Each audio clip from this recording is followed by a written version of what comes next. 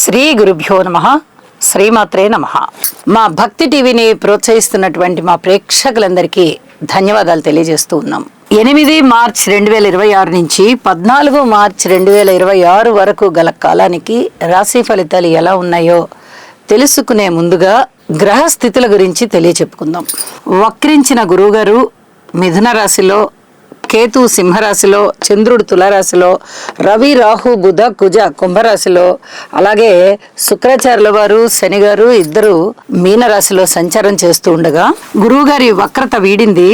చంద్రుని యొక్క గమనము మకర రాశిలోకి వెళ్ళి ఉన్నది. ఇది ఒక్క మార్పే ఈ వారంలో జరిగి ఉన్నది. గ్రహ స్థితుల యొక్క సమ్మేళనాల ముఖ్యమైనటువంటి అంశాలు ఏమిటి అంటే, మనము కిందటి వారం కూడా చెప్పుకుని ఉన్నాము.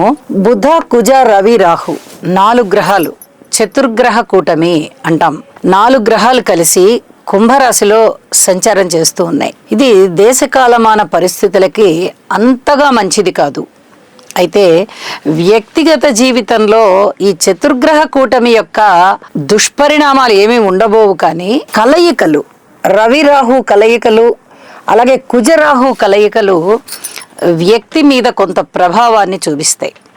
అవి ఏమిటి అంటే, ఈ కుజరాహు కలయిక సర్పదోషాన్ని సూచిస్తూ ఉండగా రవిరాహు కలయిక పితృవంశ దోషాన్ని సూచిస్తూ ఉంటుంది. కాబట్టి ఎవరి జన్మజాతకంలో అయితే కుజదోషము కానీ, సర్పదోషము కానీ, అలాగే పితృవంశ దోషం కానీ ఉన్నట్లయితే వారు పరిహారాలు చేసుకొని లేకపోయినా, ఇప్పటి వరకు ఉంది అని తెలుసుందనుకోండి, చాలా మందికి తెలుస్తుంది. వారు ఈసరికే జాతకం చెప్పించుకొని ఉంటారు, లేకపోతే వారే చూసుకొని ఉంటారు.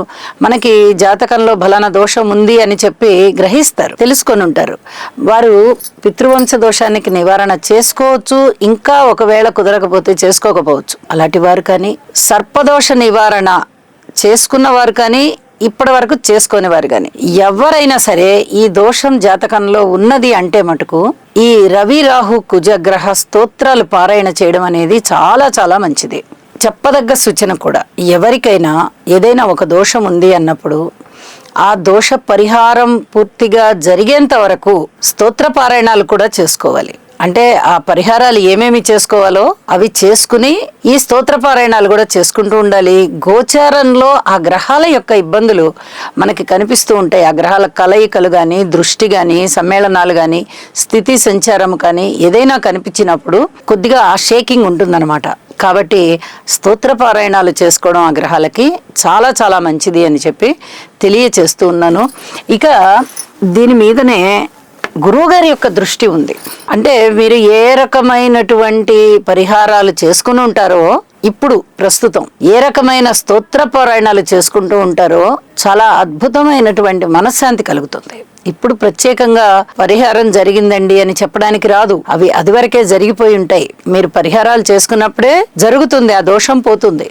అయితే ఇప్పుడు గురువు బలం కూడా ఇక్కడ మనకి లెక్కలోకి తీసుకోవాలన్నమాట, పరిగణనలోనికి తీసుకోవాలి. ఇది చాలా చెప్పదగినటువంటి సూచనగా తెలియజేస్తూ తప్పనిసరిగా ఈ పరిహారాలు పాటించుకోండి.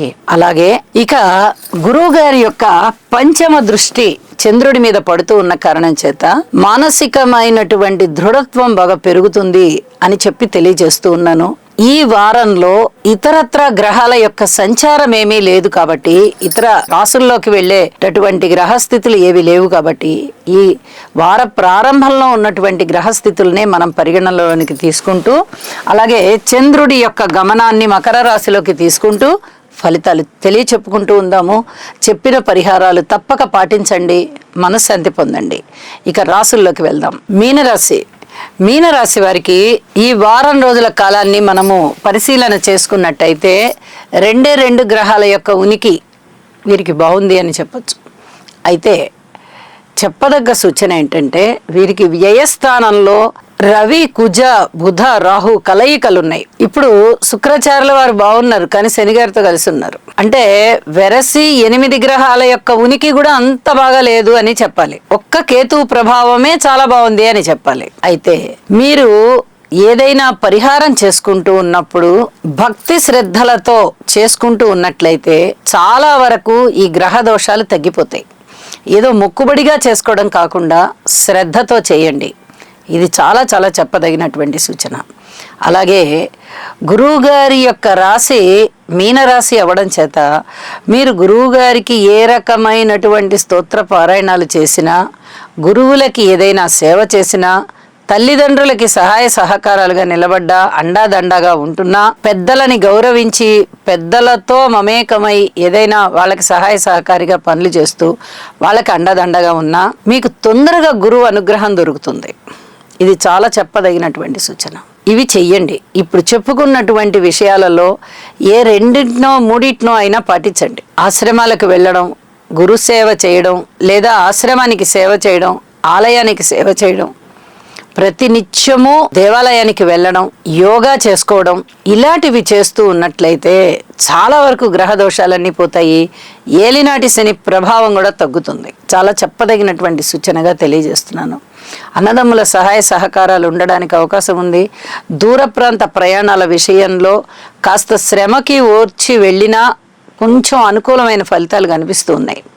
మిగతా అన్ని విషయాలలోనూ వ్యయ ప్రయాసాలు ఉంటాయి. ఓర్పు కలిగి ఉండాల్సిన పరిస్థితి ఉంటుంది. ఏదైనా అభియోగాలు మీ మీద పడడానికి అవకాశం ఉంది. ధనము ఎక్కువగా ఖర్చు అవడానికి అవకాశం ఉంది. దూర ప్రాంత ప్రయాణాలకి వెళ్ళిపోవలసి వస్తుంది. ఇలాంటివన్నీ కూడా మిమ్మల్ని కొంచెం ఇబ్బంది పెట్టేటటువంటి లక్షణాలే అయినప్పటికీ జరిగేది జరక్క మానదు అని చెప్పి మనసుకి ఒక ఆలోచన కలిగి ఉండాలి. ఇవన్నీ కూడా చెప్పదగినటువంటి సూచనలే.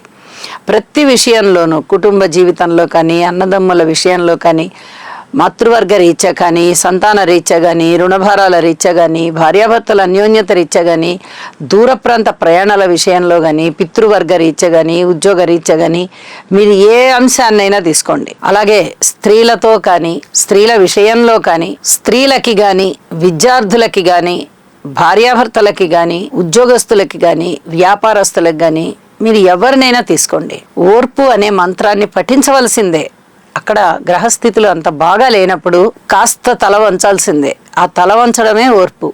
ఇది చెప్పదగినటువంటి సూచనగా తెలియజేస్తున్నాను.